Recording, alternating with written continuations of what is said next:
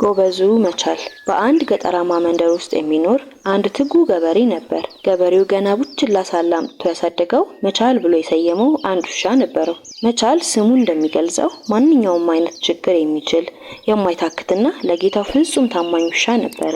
መቻል በወጣትነቱ ግርማ ሞገስ ያለው፣ ደረትና ትከሻው የሳፋ፣ ድምፁ ሲሰማ ተራራውን የሚያናውጥ ነበር። ስራው ጠዋት ገበሬው ከብቶቹን ወደ መስክ ሲያሰማራ አብሮ መውጣትና እስከ ማታ ድረስ ከአውሬ መጠበቅ ነበር። ቀን ቀን በጎቹ ሳር ሲግጡና ውሃ ሲጠጡ ከቀበሮና ከተኩላ ይጠብቃቸዋል።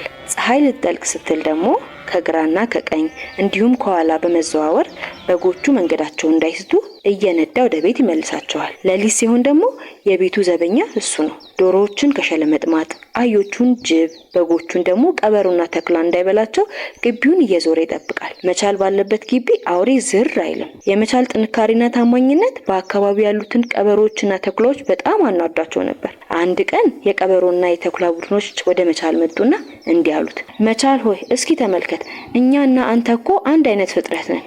ጭራህ፣ ጥርስህ፣ አፍንጫህና የእግሮች ጣት ሁሉ የኛን ይመስላል። ታዲያ ለምን በገዛ ወገኖች ላይ ትጨክናለህ? አንድ በግ እንኳን ብትሰጠን ወይም ስንሰርቅ ዝም ብትለን ምን አለበት? መቻል ግን በቆራጥነት እንዲህ ሲል መለሰላቸው፣ በእርግጥ ቁመናችን አንድ አይነት ነው፣ ነገር ግን ስራችን አይመሳሰልም። እኔ ሰርቼ እበላለሁ፣ እናንተ ግን በማጭበርበርና በመስረቅ ትኖራላችሁ። ስርቆት ትታችሁ ብትሰሩ ይሻላችኋል። እኔ ግን ለጌታዬ ያለኝን ታማኝነት አላጎድልም። በዚህ ንግግሩ አንድ ወጣት ቀበሮ ልቡ ተነካ። ይህ ውሻ የሚናገረው እውነት ነው ብሎ ስርቆቱን ትቶ ወደ ጫካ ገብቶ በራሱ ጥረት መኖር ጀመረ። ዘመናት አለፉ። መቻልም አረጀ። ያ የነበረው ጉልበት ደከመ። አይኖቹ ሞራ ለበሱ፣ ድምጹም ቀነሰ።